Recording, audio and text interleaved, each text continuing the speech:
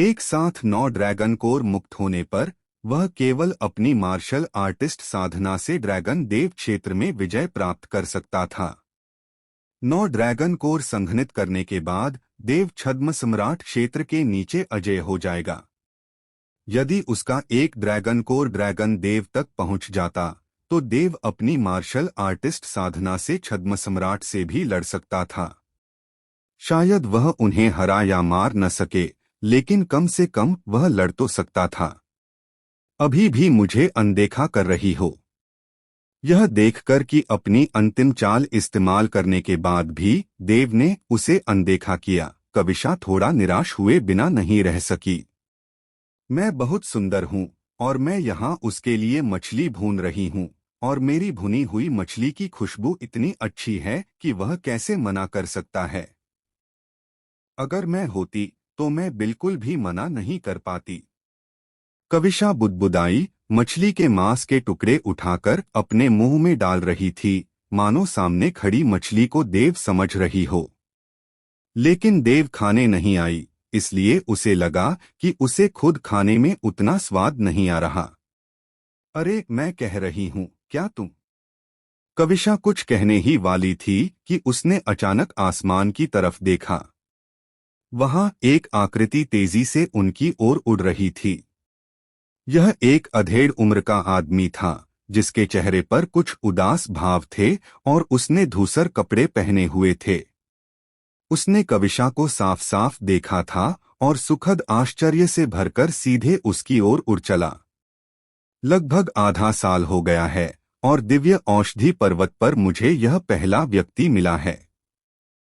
अधेड़ उम्र के आदमी के दिव्य विचार कविशा और उसके आसपास भी घूम रहे थे, लेकिन उसे देव की उपस्थिति का आभास नहीं हुआ। इस महिला के पास केवल ड्रैगन कोर लोक साधना है, और हालांकि वह शिखर पर है, उसका यहाँ आना असंभव है। मैं भी बहुत सतर्क था और मुश्किल से बचकर इस स्थान तक पहुँचने में पूरा आधा साल लगा दिया। अधेड़ उम्र के आदमी ने मन ही मन सोचा, अगर उसने कहा कि वह यहाँ अकेले आई है तो मुझे बिल्कुल विश्वास नहीं होगा, और अगर कोई उसके साथ आया है तो वह वांछित व्यक्ति ही होना चाहिए। वह इनाम पाने के लिए आया था। इन पिछले 6 महीनों में वह दिव्य औषधि पर्वत के बाहरी इलाके से इस स्थान तक पैदल चला था और सचमुच मौत से टकराया था। अगर बचने का कोई खास तरीका न होता तो शायद वह उन याओ जानवरों के हाथों पहले ही मर चुका होता। इस व्यक्ति को ढूंढो, उसके चेहरे पर निशान लगाओ और तुम्हें 10 लाख स्पिरिट स्टोन मिलेंगे। अगर तुम उनके अस्तित्व की पुष्टि कर सको तो तुम्हें 10 लाख स्पिरिट स्टोन मिलेंगे। अगर तुम उन्हें मार सको तो तुम्हें 10 करोड़ से ज्यादा स्पिरिट स्टोन मिलेंगे। जब भी वह इन स्पिरिट स्टोन की संख्या के बारे में सोचता तो अनायास ही उसका पूरा शरीर कांप उठता, उसका दिल उत्साह से भर जाता। उसकी राय में भले ही वह इस व्यक्ति को मार न सके, अगर वह उनसे मिल पाता तो कम से कम उनके अस्तित्व के पक्के सुराग और पुष्टि तो पा ही सकता था। तब तक 10 लाख स्पिरिट स्टोन उसके हाथ में होंगे। इन 10 लाख स्पिरिट स्टोन्स के साथ मैं फिर से सफलता हासिल कर सकता हूँ, अंतिम चरण तक पहुँच सकता हूँ, या यहाँ तक कि शिखर तक पहुँचना भी असंभव नहीं है। अधेड़ उम्र का आदमी मन ही मन जोर से हंसा, मानो उसने देव को पहले ही पा लिया हो। इसके अलावा जेड शून्य महल और अन्य 5 महासंप्रदायों ने भी दिव्य औषधि पर्वत पर शक्तिशाली साधकों को भेज दिया है, और उनके संप्रदाय के शिष्य भी खोजबीन के लिए प्रकट हुए हैं। भले ही मैं वास्तव में इस व्यक्ति को न मार सकूं, कम से कम मैं उनके अस्तित्व की पुष्टि तो कर ही सकता हूं और इस व्यक्ति की पकड़ से बच सकता हूं। जैसे ही उसने सोचा, अधेड़ उम्र के व्यक्ति ने अपनी स्थानिक अंगूठी को छुआ। अंदर एक ऐसी वस्तु थी जिससे वह बच सकता था। जब तक यह व्यक्ति छद्म सम्राट लोक नहीं है, वे मुझे नहीं मार पाएंगे। इस समय वह कविशा के ऊपर पहुंच चुका था। बिना किसी हिचकिचाहट के वह सीधे नीचे उतरा। तुम कौन हो? अधेड़ उम्र के व्यक्ति को नीचे उतरते देख कविशा ने तुरंत अपने हाथ में रखी भुनी हुई मछली फेंक दी, लेकिन उसे फेंकते समय वह अपने मुंह में थोड़ी और मछली डालना नहीं भूली। यह दृश्य देखकर अधेड़ उम्र का आदमी एक पल के लिए स्तब्ध रह गया और खुद को रोक न सका। तुम ड्रैगन कोर क्षेत्र के शिखर पर हो। अगर तुम 1 साल तक कुछ न भी खाओ तो भी तुम भूखे नहीं मरोगे, है ना? मुझे खाना पसंद है, तुम्हें इससे क्या लेना देना? कविशा ने नाक सिकोड़ी। यह सुनकर अधेड़ उम्र का आदमी फिर से स्तब्ध रह गया। जाहिर है उसे कविशा से इतनी बदतमीजी की उम्मीद नहीं थी। मैं माइकल हूँ, ड्रैगन मार्शल महाद्वीप का एक ढीला साधक। मैं इस बार दिव्य औषधि पर्वत पर एक सुंदर सफेद कपड़े पहने लंबे काले बालों वाले आदमी को देखने आया था। क्या उस युवती ने उसे देखा है? माइकल ने कविशा को माफी मांगते हुए प्रणाम किया, थोड़ा झुककर भी बेहद विनम्र लग रहा था। कविशा के शब्दों से वह उसके व्यक्तित्व का अंदाजा लगा सकता था। अगर वह बहुत जोर देता तो कविशा शायद उसे यह न बताती, भले ही उसने उसे सचमुच देखा हो। हालांकि बोलते समय माइकल की नजर कविशा पर टिकी हुई थी, वह उसके हाव भाव देखना चाहता था। सफेद वस्त्रधारी पुरुष और सुंदर रूप शब्द सुनकर कविशा थोड़ा रुकी और आखिरी 2 शब्द उपनाम खान सुनकर वह और भी सतर्क हो गई। तुम उसे क्यों ढूंढ रही हो? क्या बात है? कविशा एक कदम पीछे हट गई।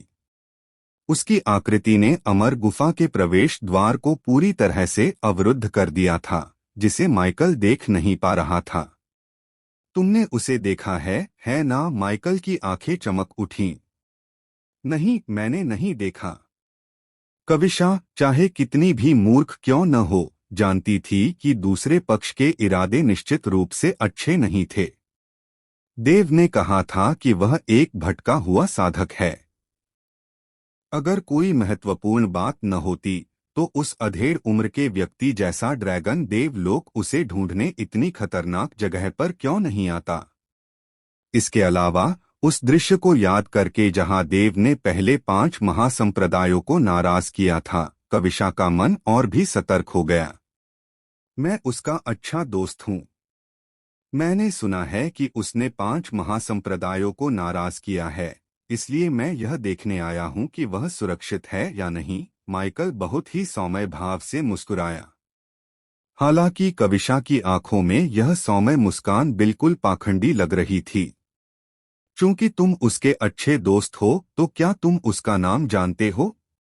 कविशा की नजरें इधर-उधर घूम गईं और उसने अचानक पूछा। माइकल दंग रह गया। स्वाभाविक रूप से उसे देव का नकली नाम नहीं पता था। इनाम में सिर्फ इतना लिखा था कि देव का उपनाम खान था और देव हमेशा मुवेंद्र और दूसरों के सामने खुद को मुस्तफा कहता था। युवती, ज्यादा मत सोचो। मेरा कोई बुरा इरादा नहीं है, मैं बस यह जानना चाहता हूं कि वह सुरक्षित है या नहीं, माइकल ने फिर कहा। कविशा ने उपहास करते हुए कहा, ठीक है, तो मैं तुम्हें बता सकता हूं, वह बिल्कुल सुरक्षित है और उसे किसी की मदद की जरूरत नहीं है। तुम जा सकती हो। युवती जानती है वह कहाँ है? माइकल ने अचानक ऊपर देखा, उसकी आंखें चमक रही थीं। अगर तुम अपना उद्देश्य नहीं बताओगी तो अगर मुझे पता भी हो तो भी मैं तुम्हें नहीं बताऊंगा, कविशा ने ठंडे स्वर में कहा। सिर्फ अपनी ड्रैगन कोर लोक शिखर साधना के साथ सिर्फ जुर्माना भरने के लिए टोस्ट लेने से इनकार मत करो। माइकल की आवाज ठंडी हो गई। तुम्हारी हिम्मत कैसे हुई? कविशा अचानक चिल्लाया, क्या तुम जानते हो मैं कौन हूँ? मैं वन ब्लेड पैलेस के महल स्वामी की बेटी हूँ और वन ब्लेड पैलेस के युवा महल स्वामी भी। अगर तुमने मुझ पर हाथ डालने की हिम्मत की तो तुम्हें जरूर पछताना पड़ेगा। वन ब्लेड पैलेस के युवा महल स्वामी? माइकल एक पल के लिए स्तब्ध रह गया, फिर व्यंग्यात्मक लहजे में बोला, तुम बाघ की खाल से बड़ा झंडा खींचने में बहुत माहिर हो। अगर तुम सच में वन ब्लेड पैलेस के युवा महल स्वामी होते, ड्रैगन कोर दायरे शिखर साधना के साथ और इतनी खतरनाक जगह पर गिर जाते तो वन ब्लेड पैलेस तुम्हें बचाने के लिए किसी को क्यों नहीं भेजता? ऐसा इसलिए है क्योंकि मैंने उन्हें आने नहीं दिया। मैं यहाँ बहुत सुरक्षित हूँ, कविशा ने कहा। तुम ज्यादा देर तक सुरक्षित नहीं रहोगे। माइकल ने ठंडी सांस ली, जिससे अचानक हत्या का इरादा जाहिर हो गया। उसने अपना पैर पटका और उसकी आकृति बाहर निकली। उसका हाथ पंजे की तरह कविशा की ओर लपका। कविशा के हाव भाव बदल गए और वह तुरंत पीछे हट गई। लेकिन उसकी गति माइकल से कैसे तुलना कर सकती थी, जो ड्रैगन गॉड लोक के मध्य चरण में था। तुम्हें नहीं पता कि तुम्हारे लिए क्या अच्छा है। मैं तुम्हें मारना नहीं चाहता था, लेकिन तुमने मुझे मजबूर कर दिया। माइकल ने व्यंग्य किया। चूंकि तुम मुझे बताना नहीं चाहती, तो मैं तुम्हारी आत्मा की खोज करूंगा। मुझे वैसे ही पता चल जाएगा। उसकी आकृति पहले से ही कविशा के करीब थी और उसका बड़ा हाथ उसे पकड़ने ही वाला था। लेकिन इस समय कविशा अचानक रुक गई, अब भाग नहीं रही थी। उसे रुकते देख माइकल ने भी अपनी हरकतें रोक दीं और व्यंग्य किया, क्या अभी बताने की योजना बना रही हो? नहीं। कविशा ने अपना सिर हिलाया, जिससे एक मनमोहक मुस्कान प्रकट हुई। मुझे लगता है तुम मरने वाले हो। तुम मौत को दावत दे रहे हो। अधेड़ उम्र के आदमी की आंखें बर्फ की तरह ठंडी हो गईं और उसके अंदर हत्या का इरादा उमड़ पड़ा। लेकिन ठीक इसी क्षण, जैसे ही वह कविशा को पकड़ने ही वाला था, अमर गुफा से अचानक एक स्वर्ग कंपाने वाली आभा फूट पड़ी। एक बार मुक्त होने पर इस राक्षसी ची ने अपने आसपास की हर चीज को बहाकर पीछे की ओर उड़ा दिया। यहाँ तक कि शून्य लोक के बादल भी इस क्षण एक विशाल भंवर में बदल गए, लगातार लुढ़कते और घूमते हुए। इस समतल जमीन से कुछ ही दूरी पर असंख्य बड़े पेड़ थे, लेकिन इस ची के नीचे वे टूटकर पूरी तरह से दो भागों में बंट गए। दो भागों में बंटने के बाद ची ने उन पर फिर से प्रहार किया और उन्हें बारीक चूर्ण में बदल दिया। वह खुला स्थान, जो मूल रूप से केवल 100 मीटर आकार का था, इस क्षण तेजी से फैलकर 100 मीटर, 1000 मीटर और यहाँ तक कि 10,000 मीटर तक फैल गया। इस क्षण पास की झील भी ऊंची लहरों से हिल रही थी और भीतर से कई याओ जानवरों की दहाड़े सुनाई दे रही थीं। हिम्मत! माइकल के हाव भाव बदल गए। स्वाभाविक रूप से उसने भी इस ची को महसूस किया। यह ची बहुत तेज थी, यहाँ तक कि उसके कपड़े भी इससे पीछे की ओर उड़ गए। अगर उसने अपनी साधना का प्रयोग न किया होता, तो अब तक वह बहुत दूर उड़ चुका होता। कौन है? माइकल चिल्लाया। उसने अपने आसपास नजर दौड़ाई और किसी की प्रतिक्रिया न देखकर वह फिर से कविशा की ओर बढ़ा। अपने मन में उसने पहले ही इस क्यूई के स्वामी का अनुमान लगा लिया था। उसे नहीं पता था कि वह प्रतिद्वंद्वी का प्रतिद्वंद्वी है या नहीं, लेकिन जब तक वह अपने सामने खड़ी महिला को अस्थायी रूप से पकड़ सकता है, तब तक उस व्यक्ति को संदेह रहेगा। यह सोचकर माइकल ने बिना किसी हिचकिचाहट के कविशा की ओर हाथ बढ़ाया। लेकिन कविशा ने न तो कोई डर दिखाया, न ही उसने चकमा दिया जिससे माइकल उसे पकड़ सके। माइकल जितना पास गया, उसे उतना ही कुछ अजीब सा महसूस हुआ।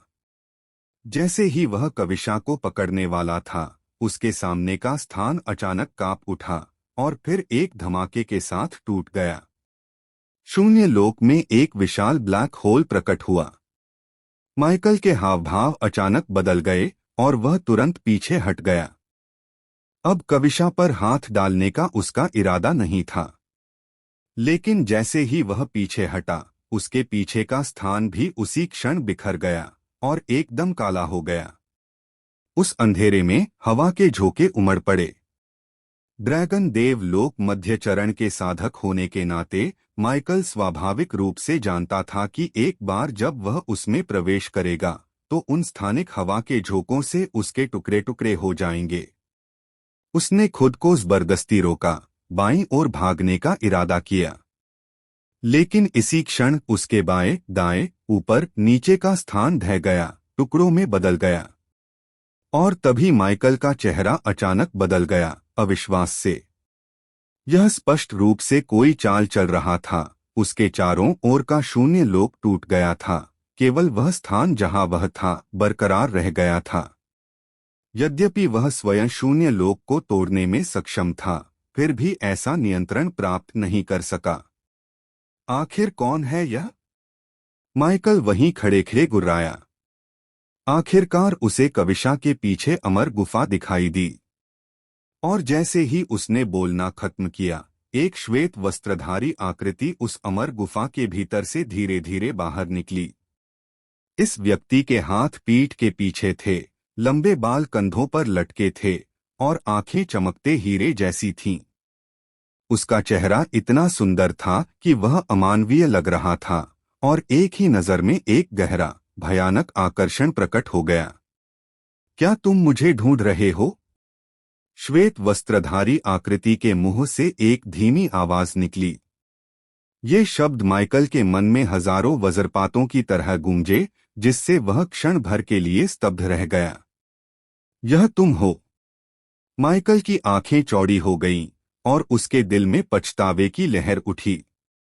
कविशा को देखने के बाद उसने शुरू में विनम्र होने का इरादा किया था और उससे देव का पता लगाने की उम्मीद की थी, लेकिन आखिरकार उसमें धैर्य की कमी थी। कुछ ही शब्दों के बाद यह देखकर कि कविशा कुछ नहीं बोलेगा, उसने सीधे कदम उठाया।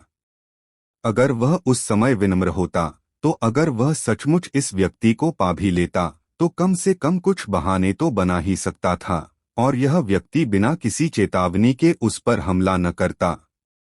उसे देव की जबरदस्त ताकत का नहीं, बल्कि इस बात का अफसोस था कि एक बार जब उसने उसके आने का मकसद उजागर कर दिया, तो देव यहाँ से भाग जाएगा, जिससे उसे फिर से ढूंढना बेहद मुश्किल हो जाएगा। अगर वह उसे नहीं ढूंढ पाता, तो उसके हाथ में लगभग पहुंच चुके स्पिरिट स्टोन जरूर खो जाएंगे। इस व्यक्ति के पास सिर्फ ड्रैगन कोर दायरे की साधना है, और वह ड्रैगन कोर दायरे के शिखर पर भी है, लेकिन वह इस महिला से इतना ज्यादा शक्तिशाली कैसे हो सकता है? माइकल के दिव्य विचार देव पर छा गए, देव की क्यूई को महसूस करते हुए, और उसने मन ही मन सोचा, इस व्यक्ति की साधना तो सिर्फ ड्रैगन कोर की है, लेकिन वह क्यूई मेरी क्यूई से जरा भी कमजोर नहीं है। जैसे ही उसने अनुमान लगाया, उसने अपनी हथेली घुमाई और एक स्मृति क्रिस्टल चुपचाप प्रकट हुआ। यह एक स्मृति क्रिस्टल था, इसे देव के रूप को अंकित करने की जरूरत नहीं थी, यह स्वाभाविक रूप से यहाँ होने वाली हर घटना को दर्ज कर लेता। बस एक पल में माइकल ने स्मृति क्रिस्टल को हटा दिया। उसने इस जगह के साथ साथ देव और कविशा को भी दर्ज कर लिया था। मैं माइकल हूँ। मैं यहाँ बिना किसी बुरे इरादे के आया था। मैंने बस सुना था कि महामहिम की साधना बहुत मजबूत है, इसलिए मैं आपसे मिलने आया था। अब लगता है यह सच है। माइकल मुस्कुराया और अपनी मुट्ठियां भींच लीं। उसके पास सचमुच एक ऐसी वस्तु थी जो उसे भागने में मदद कर सकती थी, लेकिन हर बार इस्तेमाल करने पर वह वस्तु एक कम हो जाती थी। अगर उसने उन सभी का इस्तेमाल कर लिया, तो भविष्य में किसी संकट का सामना करने पर वह मुश्किल में पड़ जाएगा। इसलिए उसने देव को नाराज न करने की पूरी कोशिश की, ताकि मौके बर्बाद न हो। देव ने ऊपर देखा, एक पल के लिए माइकल को घूरते हुए, और धीरे से कहा, तुम एक ड्रैगन देव लोक मध्य चरण साधक, सिर्फ मुझसे मिलने के लिए इस खतरनाक दिव्य औषधि पर्वत की गहराई तक हजारों मील की यात्रा करके आए हो? हाँ? माइकल ने एक सूखी हंसी हंसी। मेरे मन में हमेशा से बलवानों के लिए, खासकर महामहिम जैसी क्षमता वाले लोगों के लिए, श्रद्धा का भाव रहा है। अगर मैं तुमसे न मिलता, तो यह सचमुच असहनीय होता। हे क्या शेखी बघार रहा है? कविशा ने अपनी आंखें घुमाईं। दो शब्द है लगभग एक एक करके निकल पड़े, उपहास से भरे हुए, एक सच्ची मुस्कान के बिल्कुल पास नहीं। मुझे वह क्रिस्टल दे दो जो तुमने अभी निकाला था, देव ने कहा। माइकल एक पल के लिए स्तब्ध रह गया। उसने उसे जल्दी से निकालकर रख दिया था। उसे उम्मीद नहीं थी कि दूसरे पक्ष को भी वह मिल जाएगा। उसने एक पल सोचा, फिर एक निम्न श्रेणी का स्पिरिट स्टोन निकाला और देव की ओर फेंक दिया। अभी अभी मेरे पास आध्यात्मिक शक्ति बहुत कम थी, इसलिए मैंने उसे पुनः प्राप्त करने के लिए निकाल लिया। अभी भी थोड़ी सी बची है। अगर महाराज चाहते हैं तो ले लीजिए, माइकल ने कहा। देव ने उसे लेने के लिए हाथ नहीं बढ़ाया, बल्कि निम्न श्रेणी के स्पिरिट स्टोन को जमीन पर गिरने दिया और धीरे से कहा, यह नहीं। क्या मैंने गलत वाला ले लिया? माइकल ने देव की ओर देखा, फिर एक और निम्न श्रेणी का स्पिरिट स्टोन निकाला और मुस्कुराते हुए कहा, तो यह यही होगा। देव ने आंखें सिकोड़ लीं, एक पल के लिए माइकल को घूरते हुए, और धीरे से कहा, मुझे अपने आने का मकसद बताओ। मैं तुम्हारी जान तो बख्श सकता हूँ, लेकिन मैंने एक बार उसके पिता से वादा किया था कि मैं उसे सुरक्षित रखूंगा। तुम बस उस पर हाथ डालने की सोच रहे थे, इसलिए मैं तुम्हें आसानी से नहीं छोड़ सकता। क्या मैं तुम्हारी साधना ले लूं और तुम्हारी जान बख्श दूं? तुम खुद को क्या समझते हो? देव के साथ समय बर्बाद करने पर माइकल का भी धैर्य जवाब दे गया। वह मूर्ख नहीं था और वह स्वाभाविक रूप से जानता था कि देव भी मूर्ख नहीं है। उनके बीच इन बेकार की बातों का कोई मतलब नहीं था। अगर उन्हें लड़ना ही था तो लड़ लेते। अगर वह जीत सकता था तो उसे मार देना ही बेहतर होता। अगर वह नहीं जीत सकता था तो भी वह सुरक्षित निकल सकता था। ज्यादा से ज्यादा यह बस एक मौका बर्बाद होगा। तुम तैयार नहीं हो, है ना? देव मंद मुस्कुराया, फिर अचानक हाथ हिलाया। माइकल के चारों ओर का शून्य लोक, जो पहले ही अंधकार में विलीन हो चुका था, अब फिर से गड़गड़ाने लगा, अनगिनत तीखी हवा की चीखें निकाल रहा था। इन चीखों के बीच विशाल हवा के ब्लेड संघनित होकर चारों दिशाओं से निकल पड़े, सीधे माइकल की ओर बढ़ रहे थे। यह कैसी मार्शल आर्ट है? माइकल का चेहरा जोर से कांप उठा। वह अपनी ओर आती हवा के ब्लेडों को देख सकता था और उनसे उत्पन्न खतरे का एहसास कर सकता था, लेकिन केवल एक चीज जो उसे महसूस नहीं हो रही थी, वह थी देव की मार्शल आर्ट साधना।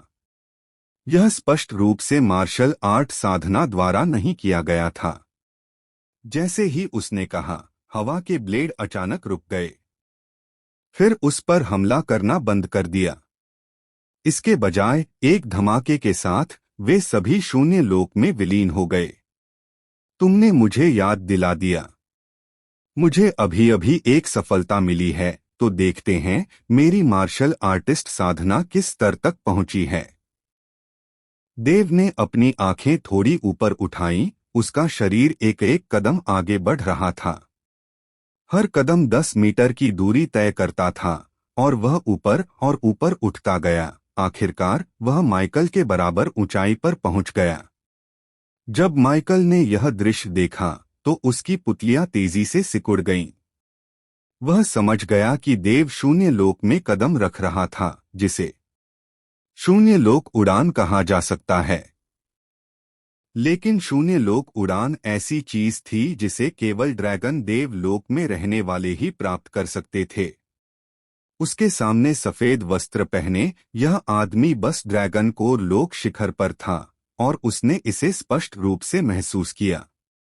तुम ड्रैगन कोर लोक में हो, लेकिन तुम उड़ क्यों सकते हो? क्या यह किसी ड्रैगन कौशल पर निर्भर है? माइकल ने अनायास ही पूछा। जब कोई मार्शल आर्टिस्ट ड्रैगन स्किल का इस्तेमाल करता है तो प्रतिद्वंद्वी आमतौर पर इसे भांप लेता है, खासकर जब दायरे का अंतर बहुत ज्यादा हो। हालांकि माइकल एक ड्रैगन गॉड दायरे के मध्य चरण मार्शल आर्टिस्ट के रूप में देव से ड्रैगन स्किल में कोई उतार चढ़ाव महसूस नहीं कर पाया। इसका मतलब था कि देव ड्रैगन स्किल का इस्तेमाल नहीं कर रहा था वह सचमुच शून्य दायरे की उड़ान का प्रदर्शन कर रहा था। सिर्फ ड्रैगन गॉड दायरे वाले ही उड़ सकते हैं? क्या कुएं का मेंढक है? देव ने उदासीनता से कहा। उसकी आकृति पहले से ही माइकल के सामने थी। जैसे ही उसने हाथ हिलाया, उसका पहला ड्रैगन कोर तुरंत घूमने लगा। यह ड्रैगन कोर किसी आम इंसान के ड्रैगन कोर से अलग नहीं दिख रहा था, लेकिन यह देव का पहला ड्रैगन कोर ही था। इसके अलावा इस ड्रैगन कोर को देव ने 99,999 ड्रैगन कोर से संघनित किया था। इसमें कई ड्रैगन कोर दायरे के मार्शल आर्टिस्टों के मरने से पहले के दायरे, साधना तकनीकें, ड्रैगन स्किल्स वगैरह शामिल थे। देव ने बहुत ज्यादा संलयन किया था। अगर वह इन सभी लोगों का संलयन नहीं करना चाहता होता और सिर्फ ड्रैगन कोर और ड्रैगन फोर्स को निगलना चाहता होता, तो उसे एक ड्रैगन कोर को संघनित करने में इतना समय नहीं लगता। इस समय अगर देव सिर्फ एक ड्रैगन कोर की शक्ति का इस्तेमाल भी करता, तो वह ड्रैगन कोर लोक में छा सकता था और यहाँ तक कि एक ड्रैगन गॉड लोक के प्रारंभिक चरण के मार्शल आर्टिस्ट से भी लड़ सकता था, क्योंकि उसका ड्रैगन कोर दूसरों के ड्रैगन कोर से कहीं ज्यादा शक्तिशाली था। जैसे ही यह पहला ड्रैगन कोर घूमा, उसके भीतर से भयानक ड्रैगन फोर्स उमड़ पड़ी। देव के हाथ हिलाने से मानो हवा और बादल हिल रहे थे, जिससे माइकल का चेहरा बार बार अविश्वास से बदल रहा था। उसके सिर के ऊपर से एक गड़गड़ाहट की आवाज आई। माइकल ने ऊपर देखा तो देखा कि एक विशाल हथेली उसकी ओर आ रही है। माइकल का चेहरा गंभीर था। एक पल सोचने के बाद उसने अपनी भागने वाली वस्तु का इस्तेमाल नहीं किया। इसके बजाय उसने ठंडी सांस ली और अपनी हथेली भी आगे बढ़ा दी, जो ऊपर से हो रहे हथेलियां के प्रहार से टकराई। धमाका! उनकी टक्कर के साथ ही एक जोरदार गर्जना हुई। माइकल अपनी जगह पर डटा रहा, लेकिन देव का शरीर एक कदम पीछे हट गया और विशाल हथेलियां का प्रहार उसी क्षण चकनाचूर होकर गायब हो गया। हाँ। अपने प्रतिद्वंद्वी की कमजोरी देखकर माइकल जोर से हंसे बिना नहीं रह सका। मेरा उपनाम माइकल है। मुझे लगा था कि तुम ज्यादा ताकतवर हो। अभी अभी किया गया वह हथेलियां का प्रहार सचमुच एक ड्रैगन गॉड दायरे के आरंभिक चरण के मार्शल आर्टिस्ट से मुकाबला कर सकता है। तुम्हारे लिए अपनी ड्रैगन कोर दायरे की चरम साधना के साथ एक ड्रैगन गॉड दायरे के आरंभिक चरण के मार्शल आर्टिस्ट से मुकाबला कर पाना वाकई गर्व की बात है। लेकिन तुम नहीं जानते कि ड्रैगन गॉड दायरे के आरंभिक चरण और ड्रैगन गॉड दायरे के मध्य चरण के बीच कितना बड़ा अंतर है। एक ड्रैगन कोर अपने साथियों के बीच अजेय हो सकता है, लेकिन अपने दायरे से बाहर लड़ना अभी भी संभव नहीं है। देव ने अपनी वर्तमान शक्ति की पुष्टि की, फिर उसके ड्रैगन कोर फिर से प्रसारित हुए। इस बार 2 थे। 2 ड्रैगन कोर के प्रसारित होने से देव की आभा और भी प्रबल होती गई और हवा में एक हल्का सा दबाव छाने लगा। दबाव यह चीज शक्ति से उत्पन्न होती है और मूर्त नहीं होती। इसे एक मनोवैज्ञानिक प्रभाव भी कहा जा सकता है। उदाहरण के लिए, जब एक ड्रैगन वेन दायरे का मार्शल आर्टिस्ट ड्रैगन ब्लड दायरे के मार्शल आर्टिस्ट से या एक ड्रैगन गॉड दायरे का मार्शल आर्टिस्ट ड्रैगन सॉवरेन दायरे के मार्शल आर्टिस्ट से भिड़ता है, तो उनके बीच दायरे का अंतर जानकर वे लड़ने से पहले ही अत्यधिक दबाव महसूस करते हैं। इस दबाव में कमजोर पक्ष की मनोवैज्ञानिक सुरक्षा छिन्न भिन्न हो सकती है, जिससे वे बिना लड़े भाग सकते हैं या यहाँ तक कि उनके मन को विचलित कर सकते हैं, उनकी साधना के संचार को प्रभावित कर सकते हैं और अंततः उन्हें खून थूकने और घायल होने का कारण बन सकते हैं। यही वह तथाकथित दबाव है जो मृत्यु का कारण बनता है।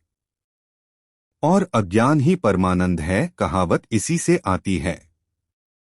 यदि कोई कुछ नहीं जानता और केवल प्रतिद्वंद्वी को मारना चाहता है, तो यह तथाकथित दबाव बेकार है। निःसंदेह यदि क्षेत्र के स्तर बहुत अधिक भिन्न हैं, तो कोई व्यक्ति वास्तव में दबाव का उपयोग करके किसी व्यक्ति को कुचलकर मार सकता है। फिर से मजबूत। माइकल ने देव की आभा को मजबूत होते हुए महसूस किया। थोड़ा भौहें चढ़ाई, फिर उपहास किया। लगता है इस व्यक्ति के पास कोई ड्रैगन कौशल होना चाहिए जो उसकी साधना को अस्थायी रूप से बढ़ा सकता है। हालांकि ऐसे ड्रैगन कौशल आमतौर पर बहुत अधिक ऊर्जा खर्च करते हैं, लंबे समय तक नहीं चलते हैं और उनके दुष्प्रभाव होते हैं। मैं देखना चाहता हूं कि आप कितने समय तक टिक सकते हैं। पिछली झड़प के बाद माइकल बहुत उत्साहित था और उसका जाने का कोई इरादा नहीं था। उसके विचार से आज उसने न केवल इस आदमी का रूप याद कर लिया, न केवल एक सुराग ढूंढ लिया, बल्कि शायद उसे मार भी सकता है। एक बार मारे जाने पर करोड़ों आत्मा रत्नों की वर्षा होगी। माइकल के मन में उसने पहाड़ों जैसे आत्मा रत्नों के ढेर भी देखे। उस जैसे ढीले साधक के लिए 10 करोड़ आत्मा रत्न सचमुच बहुत ज्यादा थे। खासकर वर्तमान स्थिति में यह उसके पूरे जीवन को प्रभावित कर सकता था। स्वर्ग मेरी मदद करे, हा हा हा। माइकल जितना ज्यादा इसके बारे में सोचता, उतना ही ज्यादा उत्साहित होता और अंततः कविशा की अजीब निगाहों के नीचे हंस पड़ता। यह परेशान करने वाला आदमी यह किस बात पर हंस रहा है? कविशा बुदबुदाया। दूसरी ओर देव के चेहरे पर एक शांत भाव था और उसने एक और हथेली का वार किया। यह हथेली का प्रहार अभी भी माइकल के सिर के ऊपर से दिखाई दे रहा था, पहले की तरह ही धीमा, मानो जानबूझकर माइकल का इंतजार कर रहा हो, उसके प्रतिरोध का इंतजार कर रहा हो, उसकी हथेली के टकराने का इंतजार कर रहा हो। और माइकल ने सचमुच ऐसा ही किया। उसने बेहद आत्मविश्वास से ठंडी सांस ली। उसका शरीर ड्रैगन बल से भर गया। उसकी ड्रैगन देवलोक मध्य चरण साधना फिर से प्रस्फुटित हो उठी। जैसे ही उसने अपनी हथेली छोड़ी, एक और हथेली का प्रहार प्रकट हुआ, जो देव के हथेली के प्रहार से दूसरी बार टकराया। धमाका! इस समय एक जबरदस्त आवाज गूंजी, लेकिन इस बार माइकल के चेहरे के भाव कुछ भद्दे हो गए। जोरदार प्रतिक्षेप के कारण उसका शरीर एक कदम पीछे हट गया और देव भी एक कदम पीछे हट गया।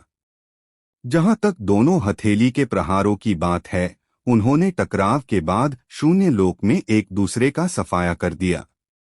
इस मुकाबले को बराबरी का मुकाबला कहा जा सकता है। हालांकि माइकल को अब भी यह महसूस नहीं हुआ कि वह देव से कमतर है। उसने सोचा कि देव ने जरूर किसी ड्रैगन कौशल का इस्तेमाल किया होगा जिससे उसकी साधना इतनी शक्तिशाली हो गई। वरना इतने कम समय में फिर से सफलता पाना नामुमकिन होता, और इतना सुधार करना तो और भी नामुमकिन। इसके विपरीत वह सिर्फ ड्रैगन देवलोक के मध्य चरण की साधना में था और उसने किसी भी ड्रैगन कौशल का इस्तेमाल नहीं किया था। माइकल को लगा कि अगर वह ड्रैगन कौशल, यहाँ तक कि सिल्वर ग्रेड ड्रैगन कौशल का भी इस्तेमाल करे तो शायद देव पर बढ़त हासिल कर सकता है। फिर से देव के होठों पर मुस्कान आ गई और इसी क्षण पहले और दूसरे के साथ तीसरा ड्रैगन कोर भी प्रसारित होने लगा। तीसरे ड्रैगन कोर के प्रसार ने उसकी आभा को फिर से उभार दिया, जो पहले से कई गुना ज्यादा मजबूत हो गई, और उससे एक अद्भुत दबाव निकला। हम इस आभा और दबाव को महसूस करते हुए माइकल के चेहरे के भाव अंततः बदसूरत हो गए। यह कैसा ड्रैगन कौशल है? माइकल चिल्लाया। देव ने उसकी बात अनसुनी कर दी और एक बार फिर एक जोरदार हथेली का प्रहार किया, जो ऊपर से माइकल की ओर उतरा। ये सभी बहुत ही सरल हमले थे, बिल्कुल शुद्ध हमले, बिना किसी अन्य सहायक या योजना के, बस एक हथेली, बस यह हथेली का प्रहार। इसके अलावा देव स्पष्ट रूप से इसे माइकल के सिर के ऊपर तुरंत प्रकट कर सकता था, एक ऐसी गति जिसकी माइकल ने बिल्कुल भी कल्पना नहीं की होगी। लेकिन देव ने जानबूझकर हथेली के प्रहार को धीरे धीरे नीचे उतारा, मानो जानबूझकर माइकल को अपने हमले को संक्षिप्त करने का समय दे रहा हो। यह व्यक्ति मुझे निशाना बना रहा है। माइकल ने अपने दिल में ठंडी सांस ली। गुस्से का एक संकेत उभर रहा था। लक्ष्य क्या है? यह ऐसी चीज है जिसे कोई अपनी इच्छानुसार मार सकता है। एक ड्रैगन देव क्षेत्र विशेषज्ञ के रूप में, जिस दिन से उसने ड्रैगन देव क्षेत्र में कदम रखा, किसी ने भी उसके साथ ऐसा व्यवहार नहीं किया था। उसने सोचा भी नहीं था कि उसके सामने खड़ा यह साधारण ड्रैगन कोर क्षेत्र का साधक इतना अतिशयोक्तिपूर्ण होगा। तुम कृतघ्न हो? क्या तुम सचमुच सोचते हो कि मैं, माइकल, तुम्हें नहीं मार सकता? माइकल ने घुरघुराहट की और उसने एक और हथेली का प्रहार भी किया, लेकिन इस बार हथेली के प्रहार में एक काली धुंध की झलक थी। इस धुंध के मिश्रण से हथेली के प्रहार की आभा और भी बढ़ गई और वह और भी प्रबल हो गई। स्पष्ट रूप से माइकल ने अपने क्रोध में एक ड्रैगन कौशल का प्रयोग किया था, और वह मूर्ख नहीं था। पिछले हथेली के प्रहार के परिणामस्वरूप उनके बीच बराबरी हो गई थी।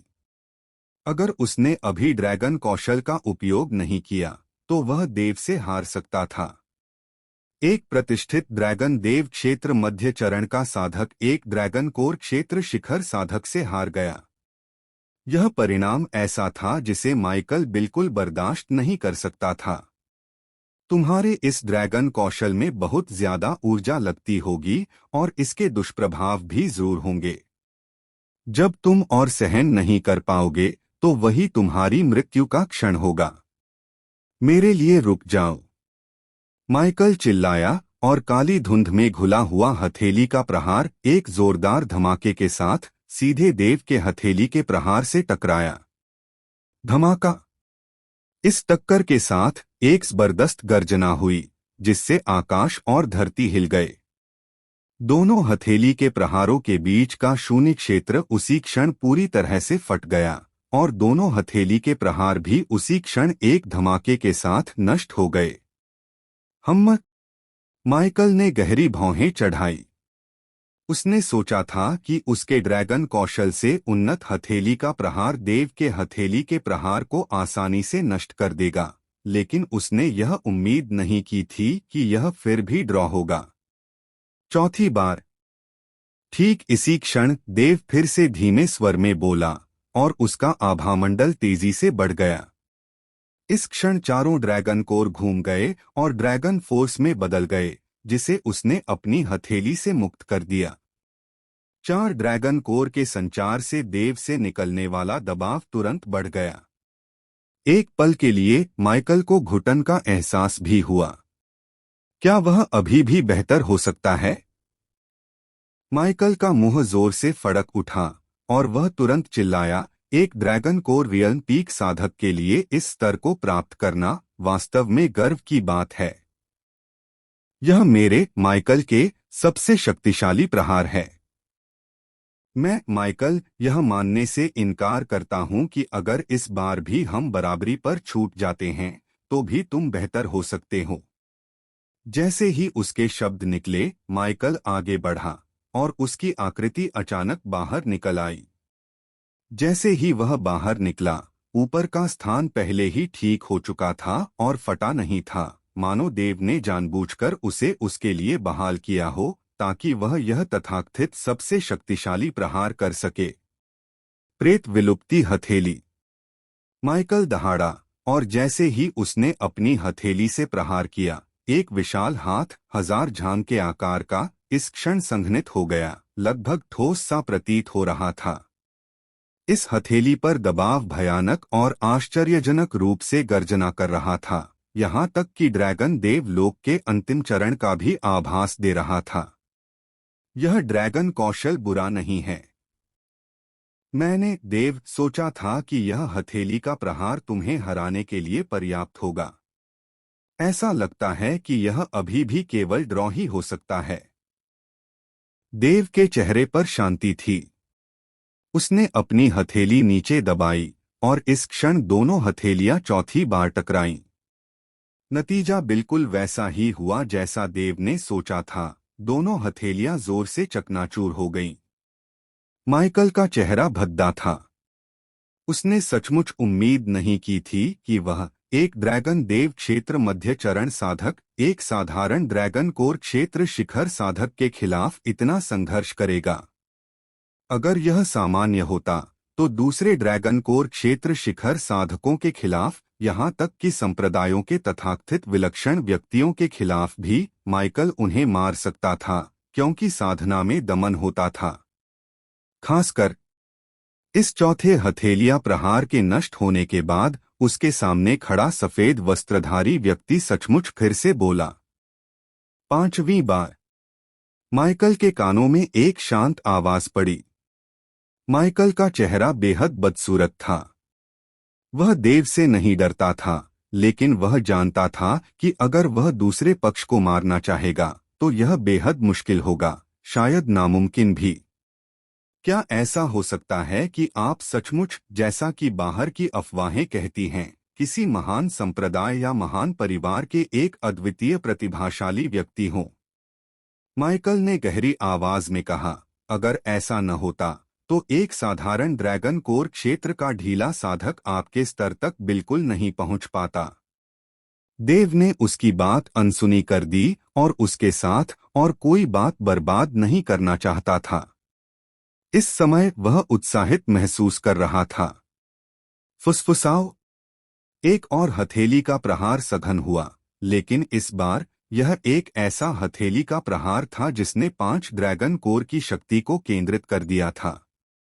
चाहे आभा, दबाव या रूप के संदर्भ में, यह कहीं ज्यादा शक्तिशाली था। पकड़ो। देव फुसफुसाया और हथेली के प्रहार ने शून्य क्षेत्र में एक निशान बना दिया जो सीधे माइकल की ओर बढ़ रहा था। वह सचमुच अभी भी सुधार कर सकता है। इस समय माइकल का चेहरा चुकंदर की तरह लाल हो गया था। वह पहले जो कह रहा था वह सही था कि प्रेत विलोपन ताड़ सचमुच उसका सबसे शक्तिशाली प्रहार था। देव के साथ ड्रॉ होने के बाद वह आश्वस्त नहीं था, लेकिन ज्यादा कुछ कह नहीं सका। लेकिन यहाँ देव की कोई सीमा नहीं थी, वह लगातार बार बार बेहतर होता जा रहा था। इस क्षण तक शून्य लोक में विशाल ताड़ को देखते हुए माइकल अच्छी तरह जानता था कि वह इसका विरोध बिल्कुल नहीं कर सकता। उसने दांत पीस लिए, देव की ओर देखा और मन ही मन वह सचमुच उन करोड़ों आत्मा रत्नों को छोड़ना नहीं चाहता था। गहरे विचारों में डूबे होने के बावजूद माइकल भागा नहीं। इसके बजाय उसने खुद पर कई सुरक्षा उपाय किए और एक बार फिर प्रेत विलोपन ताड़ का प्रयोग किया। अब जब तुम्हें पता है कि तुम मेरे सामने कुछ नहीं हो, फिर भी तुम नहीं जा रही हो, तो लगता है मुझमें कुछ ऐसा है जो तुम बेहद चाहती हो, या शायद तुम मेरी जान चाहती हो। देव की आंखें चमक उठीं। उसके चेहरे की मुस्कान और संयम गायब हो गया।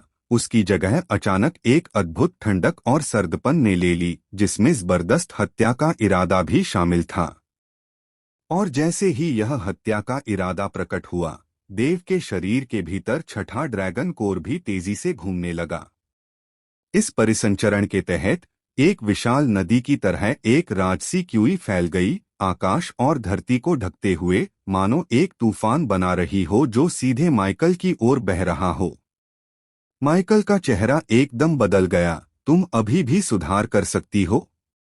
क्या तुम कभी रुकोगी?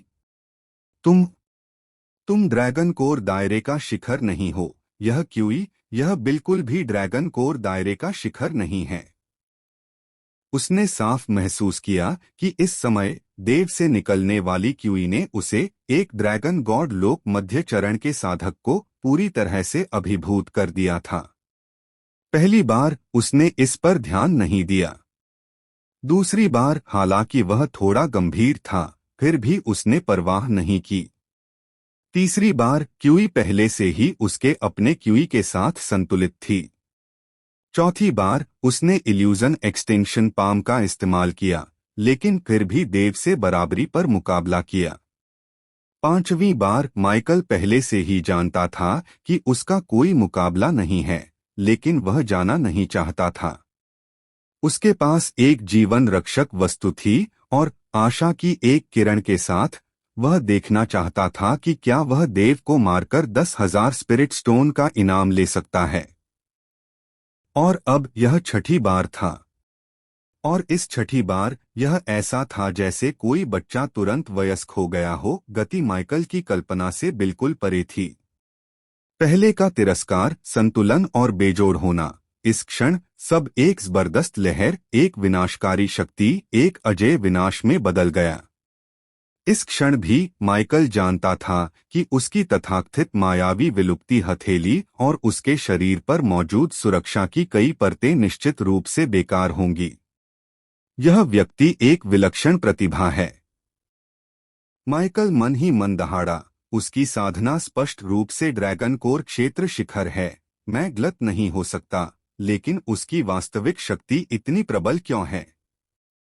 यह सोचते हुए उसने अपनी हथेली घुमाई और एक अंगूठी निकाली। इस क्षण अंगूठी बड़ी हो गई, एक गहरे काले छिद्र में बदल गई, जिस पर अंतहीन काला प्रकाश धीरे धीरे घूम रहा था, मानो लहरें बन रही हों और फैल रही हों। और तेज, और भी तेज। माइकल चिंतित था। यह वस्तु टेलीपोर्ट हो सकती थी। वह दिव्य औषधि पर्वत के प्रवेश द्वार पर एक टेलीपोर्टेशन बिंदु पहले ही छोड़ चुका था। जैसे ही वह इस ब्लैक होल में कदम रखता, वह तुरंत वहां प्रकट हो जाता। इसके अलावा माइकल ने एक बार इसका परीक्षण किया था। इस वस्तु की सबसे अधिक दूरगामी टेलीपोर्टेशन दूरी वास्तव में ड्रैगन मार्शल महाद्वीप के पूर्वी क्षेत्र से सीधे ड्रैगन मार्शल महाद्वीप के केंद्रीय क्षेत्र तक जा सकती थी। इसका परीक्षण करने के लिए उसने पूर्वी क्षेत्र से केंद्रीय क्षेत्र तक दशकों की यात्रा की और अंततः केंद्रीय क्षेत्र से पूर्वी क्षेत्र तक लौटने में उसे बस एक पल ही लगा। यह एक अनमोल खजाना था, माइकल अच्छी तरह समझता था। इसलिए उसने इतनी गहरी जगह में प्रवेश करने का साहस किया और कुछ समय तक यहाँ टिके रहने का साहस किया, यह जानते हुए भी कि वह देव का कोई मुकाबला नहीं कर सकता। हालांकि इस अंगूठी में एक खामी थी। टेलीपोर्टेशन के लिए उसे 3 सेकंड लगते थे। कुछ लोगों के लिए 3 सेकंड बहुत कम होते हैं, लेकिन दूसरों के लिए बहुत लंबे। इसलिए माइकल ने कभी किसी ऐसे व्यक्ति को नाराज नहीं किया जिसकी साधना उसकी साधना से कहीं बेहतर हो। ऐसे शक्तिशाली विशेषज्ञों को टेलीपोर्टेशन शुरू करने के लिए उसके इंतजार की भी जरूरत नहीं होती। वे उसे पल भर में मार सकते थे, उसे टेलीपोर्ट होने का मौका भी नहीं देते थे। लेकिन देव के साथ उसे लगा कि 3 सेकंड काफी हैं। इस बार उसकी इल्यूजन एक्सटेंशन पाम और पूरे शरीर की सुरक्षा देव को 3 सेकंड तक रोकने के लिए काफी होगी। हालांकि उसने कभी सोचा भी नहीं था कि देव में अब भी सुधार हो सकता है, और यह सुधार एक सीधा विनाशकारी बल था, पहले से बिल्कुल अलग, मानो 2 अलग अलग लोग। उसने अब और संकोच नहीं किया और तुरंत टेलीपोर्टेशन शुरू कर दिया। यह पहला सेकंड था। दूसरे सेकंड के आने से पहले ही देव का बड़ा हाथ नीचे उतर आया। धमाका! एक बहरा कर देने वाली गर्जना, मानो 10,000 गड़गड़ाहटें फूट रही हों। ड्रैगन कोर दायरे के किसी अभ्यासी द्वारा की जा सकने वाली गर्जना से बिल्कुल अलग थी। ऐसा लग रहा था कि उसके सामने सब कुछ नष्ट हो जाएगा, और माइकल द्वारा छोड़ा गया भ्रमविलुप्ति हथेली तुरंत नष्ट हो गई। और उसके नष्ट होने के बाद वह हाथ नीचे उतरा और माइकल की रक्षा की पहली परत को तोड़ दिया। जबरदस्त झटके के बीच माइकल, हालांकि घायल नहीं हुआ था, उसने मुंह में ताजा खून थूक दिया और उसका शरीर कई मीटर दूर उड़ गया। इसके तुरंत बाद दूसरा, तीसरा, चौथा। सिर्फ 1 सेकंड में, जैसे ही दूसरा सेकंड बीता, माइकल की सारी सुरक्षाएं बिखर गईं। नहीं, माइकल को यकीन नहीं हुआ। उसके मुंह से खून की बड़ी बड़ी बूंदें बह निकलीं और उसकी आंखें गहरे सदमे से भर गईं।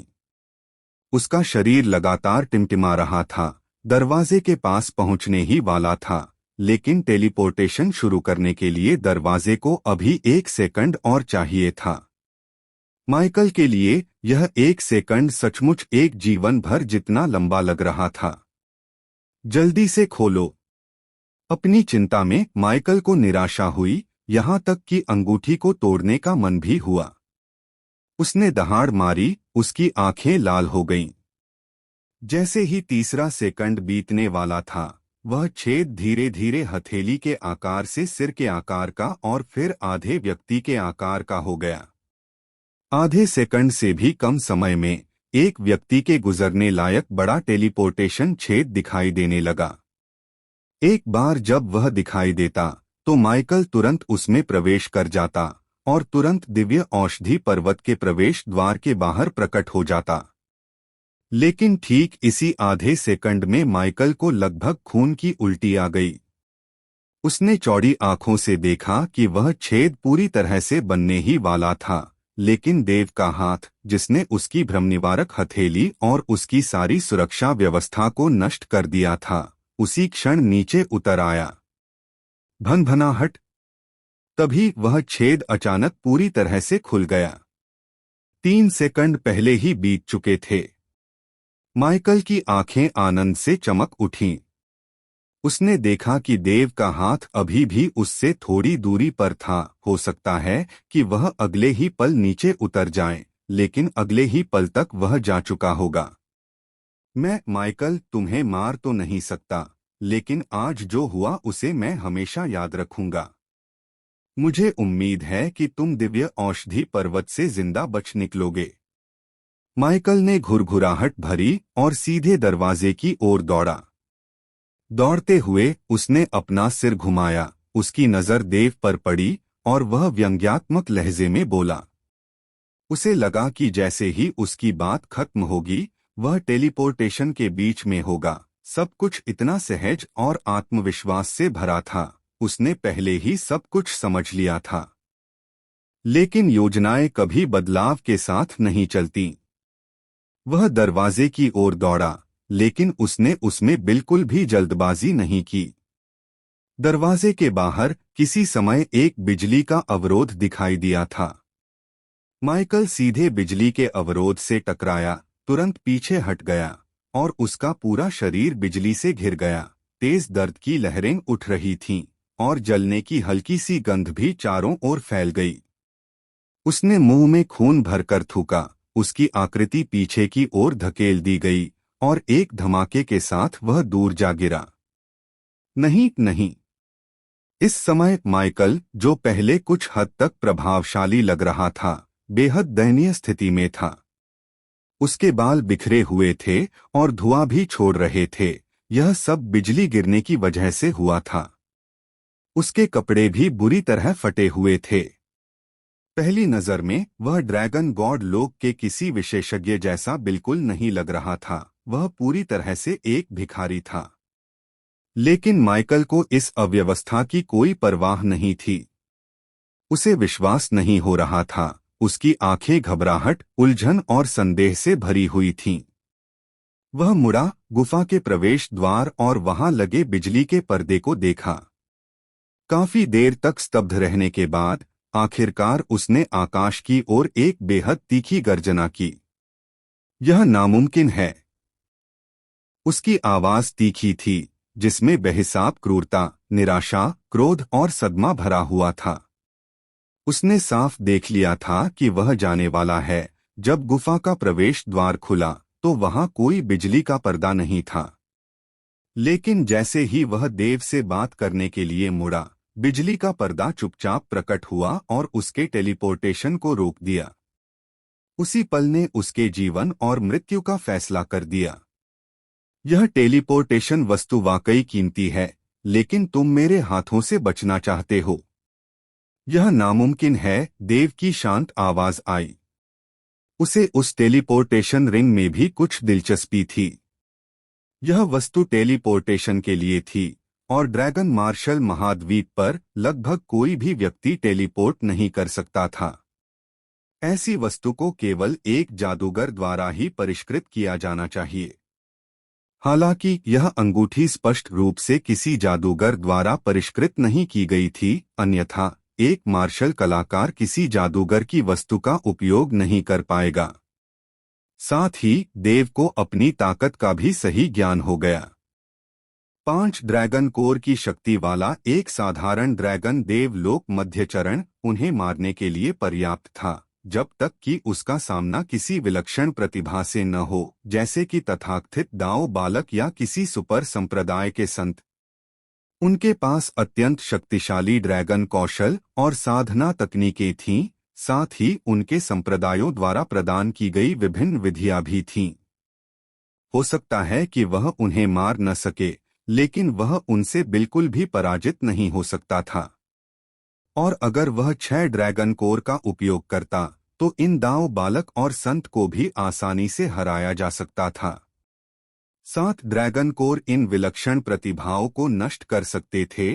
8 ड्रैगन कोर एक ड्रैगन देव क्षेत्र के अंतिम चरण को भी मार सकते थे, और 9 ड्रैगन कोर छद्म सम्राट क्षेत्र के नीचे अजय। यह देव की वर्तमान मार्शल आर्ट साधना थी। वह बिजली का पर्दा जादूगर साधना था, जो एक अप्रत्याशित तत्व था। माइकल जैसे अन्य लोग भी हो सकते थे जिनके पास ऐसी टेलीपोर्टेशन वस्तु थी, लेकिन वे निश्चित रूप से अत्यंत दुर्लभ थे। उन सुपर संप्रदायों के दांव बालक और संत के पास भी यह नहीं थी। इस वस्तु को प्राप्त करने के लिए उसका कोई सौभाग्यपूर्ण संयोग अवश्य रहा होगा। अगर वह किसी और के हाथ में होता, तो शायद वह सचमुच बच निकलता। दुर्भाग्य से उसका सामना देव से हुआ। शून्य लोक में विशाल ताड़ ने माइकल को सीधे तौर पर नहीं मारा, बल्कि देव के नियंत्रण में वह अचानक रुक गया, फिर तेजी से सिकुड़ गया, सीधे माइकल को जकड़ लिया और उसे देव के सामने ला खड़ा किया। इसी क्षण देव ने 6 ड्रैगन कोर की शक्ति का प्रयोग किया और माइकल को जकड़ लिया। अपने ड्रैगन देवलोक मध्य चरण साधना के बावजूद माइकल बेहद कमजोर महसूस कर रहा था, हमला करने या संघर्ष करने में पूरी तरह असमर्थ। इसी क्षण वह एक साधारण व्यक्ति बन गया था, जिसका वध केवल देव ही कर सकता था। मैं तुम्हें सिर्फ एक मौका दूंगा। अगर तुम फिर भी नहीं बोले, तो मैं तुम्हारी आत्मा की खोज करूंगा, देव ने राख जैसे चेहरे वाले माइकल को घूरते हुए उदासीनता से कहा। मुझे ढूंढने आने का तुम्हारा क्या उद्देश्य है? जेड शून्य महल, युद्ध देवता संप्रदाय, अमर दाव दरबार, विशाल द्वीप और तलवार अमर मकबरा, इन 5 महासंप्रदायों ने तुम्हें पकड़ने के लिए ड्रैगन मार्शल वांटेड ऑर्डर जारी किया है। अगर तुम्हें खोज लिया गया, तो इनाम 10 लाख स्पिरिट स्टोन्स होगा। अगर तुम्हारा सही ठिकाना पक्का हो गया, तो इनाम 10 करोड़ स्पिरिट स्टोन्स होगा। अगर तुम्हें मार दिया गया, तो इनाम 100 करोड़ स्पिरिट स्टोन्स होगा, माइकल ने बिना किसी हिचकिचाहट के कहा। वह जानता था कि आज उसकी मृत्यु निश्चित है, लेकिन वह आत्मा की खोज का दर्द बिल्कुल नहीं सहना चाहता था। हालांकि उसने खुद कभी इसका अनुभव नहीं किया था, उसने पहले दूसरों की आत्माओं की खोज की थी, और उनकी भयंकर तीखी चीखों से वह जानता था कि यह किस तरह की पीड़ा है। देव ने सिर हिलाया, फिर अचानक अपनी हथेली से जोर लगाया, और माइकल का भौतिक शरीर एक धमाके के साथ फट गया। उसकी आदिम आत्मा को भी देव ने पकड़ लिया और उसे अपने अंतरिक्ष वलय में फेंकने से पहले उस पर प्रकाश की एक किरण अंकित कर दी।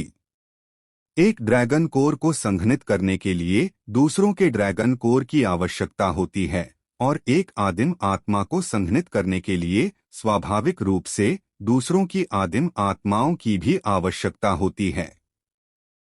मात्रा समान थी, लेकिन ड्रैगन कोर की तुलना में इतनी सारी आदिम आत्माओं को प्राप्त करना निश्चित रूप से आसान नहीं था, क्योंकि ड्रैगन देवलोक साधना स्वयं ड्रैगन कोर से कहीं अधिक ऊंची थी, और ड्रैगन मार्शल महाद्वीप पर अनगिनत ड्रैगन कोर लोक हो सकते हैं, लेकिन अनगिनत ड्रैगन देवलोक निश्चित रूप से नहीं थे। यह मामला थोड़ा कठिन था। हालांकि देव उस समय इन बातों पर विचार नहीं कर रहा था। भले ही वह इतनी सारी आदिम आत्माएं एकत्र न कर सके, उसके पास स्वाभाविक रूप से अन्य तरीके थे। एक वांछित आदेश।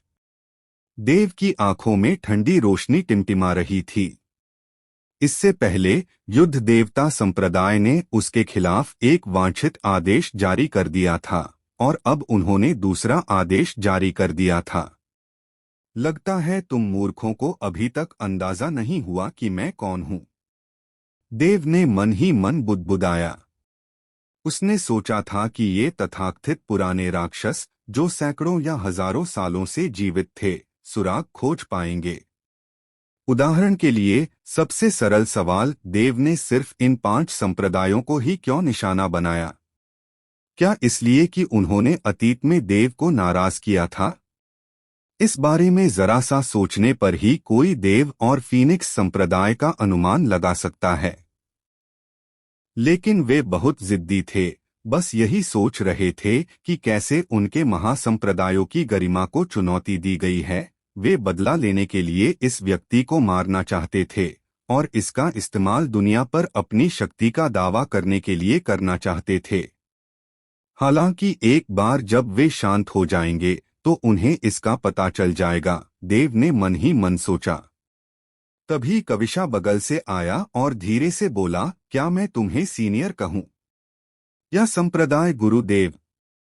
देव रुका, फिर कविशा की ओर देखने लगा। तुम्हारी साधना अभी भी कमजोर है, ज्यादा न जानना ही बेहतर है। कुछ बातें कही नहीं जा सकती, नहीं कहनी चाहिए, और कहने की जरूरत भी नहीं है। अपनी बुद्धि से क्या तुम नहीं समझते? मैं समझता हूं, लेकिन मैं सिर्फ तुम्हें बताता हूं, कविशा ने मुंह बनाया और मजाकिया लहजे में कहा। बात बस इतनी है कि जेड वॉयड पैलेस के वे मूर्ख अंदाजा नहीं लगा सकते। वे हमेशा अपने चेहरे के बारे में, अपने संप्रदाय के चेहरे के बारे में सोचते रहते हैं, लेकिन उन्होंने कभी यह नहीं सोचा कि तुम उनके शिष्यों को क्यों मारोगे और सिर्फ उनके 5 संप्रदायों को ही निशाना बनाओगे। इसके बारे में सोचकर यह वाकई बहुत हंसी की बात है। बोलने के बाद उसने देव को फिर से ऊपर से नीचे तक देखा। उसकी बड़ी बड़ी आंखें झपक रही थीं, और बोली, लेकिन मैंने कभी सोचा भी नहीं था कि 9वें दर्जे के संप्रदाय का एक संप्रदाय गुरु इतना शक्तिशाली हो सकता है, जिससे सुपर संप्रदाय इतने अपमानित दिखेंगे। 8वें दर्जे का, देव ने उदासीनता से कहा। कविशा थोड़ा रुका, फिर बोला, ठीक है, 8वें दर्जे का संप्रदाय, क्या यह काफी है? मुझे याद है कि फीनिक्स संप्रदाय की स्थापना का समय 5 साल से भी कम है ना? कविशा सचमुच देखना चाहता है। वन ब्लेड पैलेस को सुपर संप्रदाय का दर्जा पाने में 70 साल लगे, और फीनिक्स संप्रदाय, इसमें कितना समय लगेगा? एक सुपर सेक्ट है ना? देव ने धीरे से कहा, फिर कुछ और नहीं कहा। कविशा का इरादा सीनियर के दर्दनाक अतीत का जिक्र करने का नहीं था, लेकिन कविशा थोड़ी उलझन में है। फीनिक्स सेक्ट के पूर्ववर्ती को स्लॉटर गॉड पैवेलियन कहा जाता था, और इसका नाम बदलने का कारण यह था कि स्लॉटर गॉड पैवेलियन को एक सुपर सेक्ट ने लगभग मिटा दिया था। कविशा ने भौहें चढ़ाई और कहा, पिछले अनुभव से सीख लेकर क्या सीनियर को इस बात की चिंता नहीं है कि वे सुपर सेक्ट फीनिक्स सेक्ट पर फिर से हमला करेंगे? 3 साल पहले मैं स्लॉटर गॉड पैवेलियन का पैवेलियन मास्टर था। अब मैं फीनिक्स सेक्ट का सेक्ट मास्टर हूं, देव ने उदासीनता से कहा। कविशा दंग रह गई, फिर तुरंत समझ गई। अपनी बुद्धि के साथ वह कैसे अनुमान नहीं लगा सकती थी कि देव के शब्द उसे पहले ही बता रहे थे कि पिछली घटना बिल्कुल दोबारा नहीं होगी। चूंकि सीनियर को सफलता मिल गई है, तो अब हमारा क्या होगा? कविशा ने फिर पूछा। देव ने अपनी हथेली हिलाई और उस अंगूठी को अपने हाथ में ले लिया जो अभी भी शून्य लोक में टेलीपोर्टेशन की प्रक्रिया से गुजर रही थी। इसे अभी भी रक्त पहचान की जरूरत है? देव ने एक पल के लिए उसे देखा, तुरंत माइकल के दिव्य विचार को पोंछ दिया और उस पर अपना खून टपका दिया। पहचान के बाद अंगूठी के बारे में सारी जानकारी उसके दिमाग में आ गई। इस अंगूठी का नाम बहुत सरल था, टेलीपोर्टेशन रिंग। यह कुल मिलाकर 100 बार टेलीपोर्ट हो सकती थी, लेकिन इसका इस्तेमाल पहले ही 36 बार हो चुका था और 64 बार बचा था। उसका दिव्य विचार उसमें प्रवेश कर गया और अंदर से घना अंधेरा था, लेकिन अंधेरे में लाल बिंदु दिखाई दिए और प्रत्येक पर निशान थे। ये निशान सभी स्थानों के थे। टेलीपोर्टेशन रिंग की टेलीपोर्टेशन रेंज वास्तव में इतनी दूर है। देव की आंखें चमक उठीं। उसने उस पर एक लाल बिंदु देखा और उस लाल बिंदु पर 2 अक्षर अंकित थे, मध्य क्षेत्र। ये माइकल द्वारा या उस व्यक्ति द्वारा चिह्नित थे जिसने माइकल से पहले यह अंगूठी प्राप्त की थी। वे स्पष्ट रूप से पहले भी वहां टेलीपोर्ट हुए थे और एक टेलीपोर्टेशन गढ़ छोड़ गए थे। अगर कोई इन जगहों पर जाना चाहता था तो वह सीधे टेलीपोर्ट कर सकता था। दिव्य औषधि पर्वत के बाहर प्रवेश द्वार पर भी एक है। देव ने ठंडी सांस ली। कोई आश्चर्य नहीं कि इस व्यक्ति ने इतनी लापरवाही से यहां प्रवेश करने की हिम्मत की। हालांकि इतनी कम दूरी के लिए एक ही टेलीपोर्टेशन के लिए इतने खजाने का उपयोग करना वास्तव में थोड़ा बेकार है। एक पल देखने के बाद देव ने अंगूठी को अपनी स्थानिक अंगूठी में डाल दिया। वह बस मध्य क्षेत्र जाने ही वाला था और यह वस्तु वास्तव में समय पर मिली मदद थी। माइकल का आगमन वास्तव में बहुत समय पर कहा जा सकता था। हालांकि वह इस समय सीधे मध्य क्षेत्र में टेलीपोर्ट नहीं कर सकता था। हालांकि अब उसने 9 ड्रैगन कोर को संघनित कर लिया था और ड्रैगन कोर क्षेत्र शिखर साधना तक पहुंच गया था, फिर भी Z0 महल जैसे महासंप्रदायों का सीधा सामना करने के लिए इन पर निर्भर रहना स्पष्ट रूप से पर्याप्त नहीं था। जब मैं ड्रैगन देव क्षेत्र में पहुंच जाऊंगा, तब वह मध्य क्षेत्र में जाकर तुम सब के साथ मुसीबत मोल लेने का समय होगा। देव ने ऊपर देखा, कविशा को गले लगाया, फिर शून्य क्षेत्र में कदम रखा और दूर की ओर उड़ गया। कविशा देव की बाहों में लेटी थी। उसका चेहरा पके सेब की तरह लाल हो गया था और वह बेहद शर्मीली लग रही थी। वरिष्ठ, मेरी सारी चोटें ठीक हो गई हैं, कविशा ने मच्छर जैसी कोमल आवाज में कहा। जब देव ने उसे पहले गले लगाया था तो वह बहुत सुरक्षित महसूस कर रही थी, लेकिन अब जब उसकी चोटें ठीक हो गई थीं और उसकी साधना थोड़ी बढ़ गई थी, ड्रैगन कोर क्षेत्र शिखर तक पहुंचने पर फिर से गले लगने से वह थोड़ी अभ्यस्त हो गई थी। क्या तुम मेरे साथ चल सकती हो? देव ने पूछा। कविशा ने अपना मुंह खोला और आखिरकार लगभग धीमी आवाज में बोली, तो फिर तुम्हें मुझे थामे रहना चाहिए। उसका दिल किसी चौंके हुए हिरण की तरह धड़क रहा था।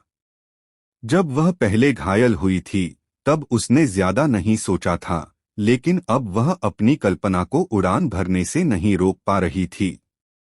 जन्म से लेकर अब तक उसे थामे रखने वाला एकमात्र पुरुष कविशा का पिता था, जो वन ब्लेड पैलेस का महल स्वामी था और जिसने दुनिया को चकित कर दिया था। कविशा ने कभी नहीं सोचा था कि कोई दूसरा पुरुष उसे इस तरह से थामे रहेगा, क्योंकि उसके जीवंत व्यक्तित्व में उसके अहंकार का भी एक अंश था। उसे लगा कि अगर सचमुच कोई उसके योग्य पुरुष है तो वह निश्चित रूप से उसके पिता जैसा होगा। लेकिन इस समय देव द्वारा थामे जाने पर उसे अपमानित, अप्रसन्न या क्रोधित होने का कोई एहसास नहीं हुआ, बस थोड़ी असहजता थी। 3 दिन बाद देव कविशा को थामे हुए एक घाटी में पहुंची। इस घाटी में किसी स्वर्ग की तरह कई आत्मिक औषधियां चुपचाप उग रही थीं, मानो जानबूझकर लगाई गई हों। घाटी के बीचों बीच एक झील थी, बहुत बड़ी नहीं लेकिन बेहद साफ। सूरज की रोशनी के प्रतिबिंब में वह जगमगाती और मंत्रमुग्ध कर देने वाली लग रही थी। झील के बीचों बीच लगभग 10 मीटर लंबा एक पत्थर का चबूतरा था और उस चबूतरे पर 5 रंगों की रोशनी से आच्छादित एक 7 रंगों वाली प्रसिद्ध गौरैया लेटी हुई थी, मानो आराम कर रही हो। 7 रंगों वाली प्रसिद्ध गौरैया। जब देव ने इस 7 रंगों वाली प्रसिद्ध गौरैया को देखा तो उसकी आंखें चमक उठीं और एक अजीब सी रोशनी दिखाई दी। और उसके आगमन को 7 रंगों वाली प्रसिद्ध गौरैया ने तुरंत नोटिस कर लिया। गौरैया ने देव की ओर देखा और तुरंत एक तेज चीख मारी। इस आवाज के साथ पूरी घाटी उसी क्षण गूंज उठी। अनगिनत याओ जानवर चारों दिशाओं से दौड़े, घाटी में इकट्ठा हुए और पहले के शांत स्वर्ग जैसे वातावरण को पूरी तरह से तहस-नहस कर दिया। परिष्कृत करने वाली देव घास वहां है। देव ने दूर की ओर इशारा किया। जिस दिशा में उसकी उंगली ने इशारा किया था वहां एक हल्की हरी रोशनी उत्सर्जित करती एक आत्मा औषधि उग रही थी। यह आत्मा औषधि देखने में बहुत साधारण लगती थी। इसमें कुछ भी विशेष मूल्यवान नहीं था, लेकिन केवल वे ही जो शोधन देव घास को पहचानते थे जानते थे कि यह वस्तु किसी साधक की आदि आत्मा को परिष्कृत कर सकती है, और यदि किसी में महान प्रतिभा हो तो यह एक दूसरी आदि आत्मा भी जोड़ सकती है। शोधन देव घास को औषधीय गोली बनाने की आवश्यकता नहीं थी, इसे सीधे परिष्कृत किया जा सकता था। यह वस्तु मूल्यवान और अत्यंत दुर्लभ थी। 10,000 साल पहले पूर्वज का मुख्य शरीर इसी शोधन देव घास की खोज के लिए दिव्य औषधि पर्वत में आया था। उस समय उन्होंने इस शोधन देव घास की खोज की थी, लेकिन यह अभी नवजात थी और अभी परिपक्व नहीं हुई थी, इसलिए इसे वापस ले जाना व्यर्थ होगा। अब 10,000 साल बाद शोधन देव घास परिपक्व हो गई थी, लेकिन किसी अज्ञात कारण से पूर्वज का मुख्य शरीर एकांत में था।